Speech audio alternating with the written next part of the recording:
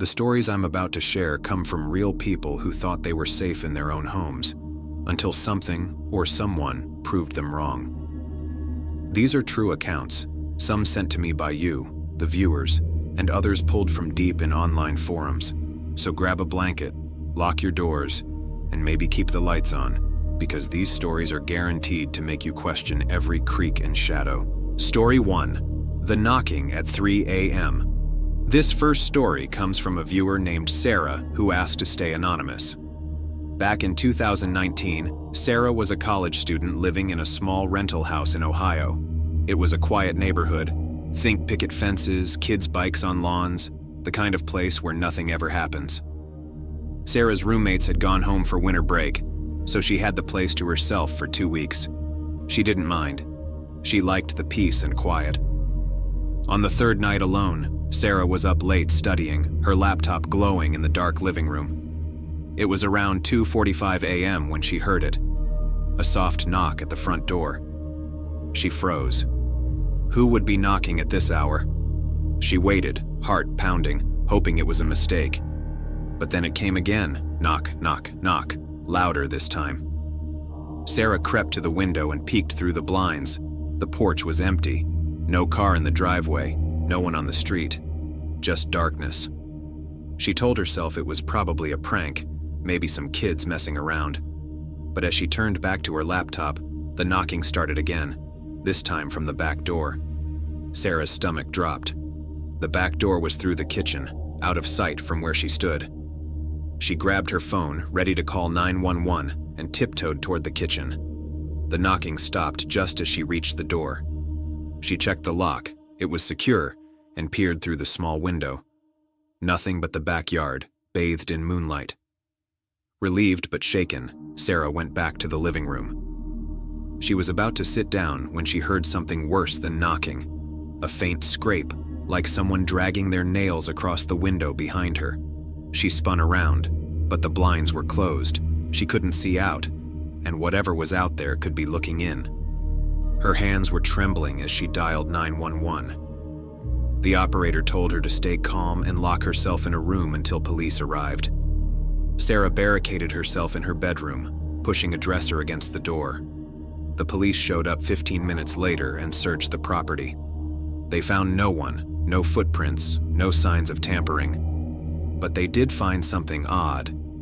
Faint scratch marks on the living room window, too high up to be from an animal. Sarah stayed with a friend for the rest of the break.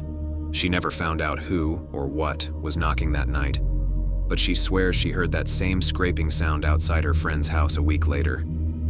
Story 2. The Voice in the Attic. Our next story comes from a Reddit user who went by Sleepless in TX. This happened in 2017 in a rural part of Texas. The user, let's call him Jake, had just moved into an old farmhouse he'd inherited from his grandfather. The place was a fixer-upper, creaky floors, peeling wallpaper, but Jake was excited to make it his own. He was living there alone while he worked on renovations. One night, Jake was watching TV in the living room when he heard a thump from above. The farmhouse had a small attic, accessible through a hatch in the hallway ceiling. Jake figured it was just a rat, or maybe a loose board settling. Old houses make noises, right? But then he heard it again. Thump, thump, like footsteps. Slow, deliberate. Jake grabbed a flashlight and a broom, telling himself he'd scare off whatever critter was up there. He pulled down the attic ladder and climbed up, heart racing. The attic was cramped, filled with dusty boxes and insulation. His flashlight beam swept across the space, but nothing moved. No rats, no raccoons, nothing. Just as he was about to climb down, he heard a whisper. It was soft, like someone muttering under their breath, but it was coming from the far corner of the attic. Jake froze, his flashlight shaking in his hand. "Hello?" he called out, his voice cracking. The whispering stopped. He didn't wait to hear it again. He scrambled down the ladder, slammed the hatch shut, and locked it with a padlock he found in the garage. That night, he barely slept, jumping at every creak in the house. The next day, Jake called a friend to help him check the attic in daylight. They found nothing, No signs of anyone living up there, no disturbed dust, nothing. But as they were leaving, Jake's friend noticed something carved into the underside of the hatch. The word, "Listen." Jake moved out a month later. He said the final straw was waking up one night to the sound of whispering, coming from inside his bedroom. Story 3, The Man in the Basement. Our final story comes from a viewer named Alex, who shared this just last year. Alex lived in a suburban house in Oregon with his parents, but they were on vacation, leaving him alone for a week. The house was old, with a creepy basement that Alex avoided. Think damp concrete, exposed pipes, and a single flickering bulb. One afternoon, Alex was doing laundry when he realized the detergent was in the basement. Grumbling, he grabbed a flashlight and headed down. The air was cold, the stairs creaking under his weight. He found the detergent and was about to head back up when he heard a low chuckle. It was faint, but unmistakable, coming from the far corner of the basement. Alex's flashlight beam darted around, catching shelves of old paint cans and a rusty bike, but no one was there. He called out, "Who's there?" No answer. He bolted upstairs, locking the basement door behind him. That night, he kept hearing noises, thumps, scratches, and once, that same chuckle, muffled through the floor.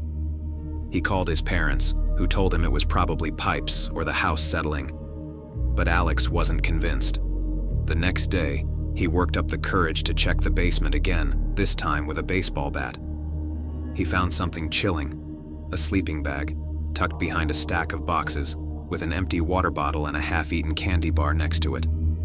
Someone had been living down there. Alex called the police, who found signs of forced entry through a small basement window. Whoever had been there was gone, but they'd left behind a note scratched into the wall. "Thanks for the stay." Alex and his family moved shortly after. He says he still checks every basement before he enters a new house. Story 4, The Shadow in the Hallway. This story comes from a viewer who emailed me just a few months ago. Let's call her Lisa. In early 2024, Lisa was house-sitting for her aunt in a big old Victorian house in Massachusetts. Her aunt was away for a weekend, and Lisa was excited for some alone time, until the first night. Lisa was reading in the living room when she noticed the hallway light flickering. It was one of those long corridors, lined with family photos and a single bulb at the far end. She got up to check it, but as she stepped into the hallway, the light steadied, and she saw a shadow.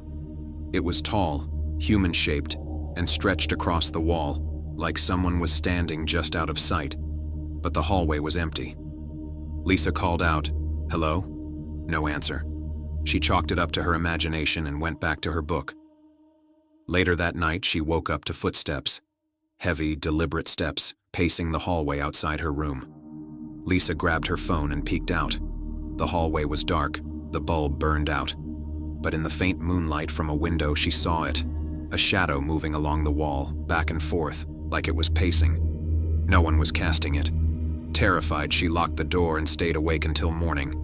When she checked the hallway at dawn, the bulb was back on, flickering again. But here's the kicker. One of her aunt's old photos, a black and white shot of a man in a suit, was turned backward on the wall. Lisa swears it was facing forward the night before. She left that morning and never house-sat there again. Her aunt later admitted the house had odd moments, but wouldn't say more. Story 5, The Car That Waited. Our last story comes from a viewer named Taylor, who shared this in 2021. Taylor lived alone in a rural cabin in Montana, miles from the nearest town. It was peaceful, until one night in late fall. Taylor was winding down, reading by the fire, when she noticed headlights outside. Through the window, she saw a car parked at the end of her long driveway, engine running, lights on. It just sat there, idling. She figured it was someone lost. Her cabin was off a winding back road, easy to miss a turn. She waited, expecting them to leave. But 20 minutes passed, then 30, and the car didn't move. No one got out, no honk, nothing. Just those headlights cutting through the dark. Taylor grabbed her binoculars, her dad's old hunting pair, and tried to get a look. The car was too far to see details, but she could make out a shape in the driver's seat, hunched over, still. She called her brother, who lived an hour away, and he told her to stay inside and call the sheriff. The sheriff arrived 45 minutes later, and as soon as his cruiser's lights hit the driveway, the car peeled out, tires screeching. He chased it but lost it on a side road. When he checked Taylor's property, he found tire tracks and a single cigarette butt, still warm, right where the car had been. Taylor never found out who it was. The sheriff said it could have been a hunter, a drifter, or someone casing the place. She got a security camera after that, but she says she still wakes up some nights, convinced she hears an engine idling outside. Story 6. The Neighbor's Lights. This next story was posted on a neighborhood watch board in 2018 by someone we'll call Jenna. Jenna lived alone in a duplex in Seattle, sharing a wall with her neighbor, an older guy named Tom. Tom was friendly but kept to himself, and Jenna liked the arrangement, quiet and simple. One night, Jenna was home alone when she noticed something odd. Tom's lights, visible through her kitchen window, started turning on and off. First the living room, then the kitchen, then upstairs. It wasn't random. It was like someone was moving through the house. But Tom had told her he'd be out of town for a week, visiting family. Jenna watched for a while, figuring maybe he'd come back early. But then she heard a noise through the shared wall, a low rhythmic tapping, like someone knocking on the drywall. She texted Tom, asking if he was home. He replied instantly, "No, still in Portland. Why?"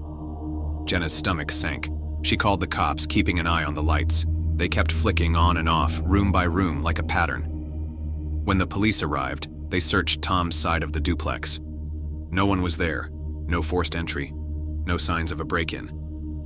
But they did find something unsettling. Every light switch was sticky with some kind of residue, like someone with dirty hands had been touching them. Tom had no explanation, and neither did the cops. Jenna moved out a month later. She said the worst part was realizing the tapping stopped the second the police knocked on Tom's door, like whoever was there knew she'd called them. Story 6. The Delivery That Never Came. This one comes from a viewer named Chris, who sent this in back in 2022. Chris lived alone in a quiet suburb in Colorado, the kind of place where everyone knows their neighbors. One evening, he was home cooking dinner when his doorbell rang. He wasn't expecting anyone, but he figured it might be a late delivery. He'd ordered a book a few days earlier. Chris checked his front door camera on his phone. Sure enough, there was a guy in a hoodie holding a small package, face hidden under the hood. "Leave it on the porch," Chris called through the app. The guy nodded, set the package down, and walked off. Chris waited a minute, then opened the door to grab it. But when he stepped outside, the package was gone, and so was the delivery guy. Confused, Chris checked the camera footage again. The video showed the guy placing the package, walking away, and then, seconds later, darting back from the side of the frame to snatch it before disappearing into the dark. Chris called the delivery company, no record of a drop-off that night. He brushed it off as a weird prank, but the next night, the doorbell rang again. Same hoodie, same package, same routine. This time, Chris didn't say anything. He just watched. The guy lingered longer, staring at the camera, before leaving with the package again. By the third night, Chris was on edge. When the doorbell rang, he grabbed a bat and flung the door open mid-visit. The guy bolted, dropping the package in the yard. Chris picked it up. It was just an empty box, no label, no weight. The police found no fingerprints, but they did spot fresh scratches on Chris's back door lock, like someone had been testing it. Chris installed a deadbolt and a floodlight after that. He never saw the guy again, but he says he still gets chills thinking about what might have happened if he hadn't opened the door that third night.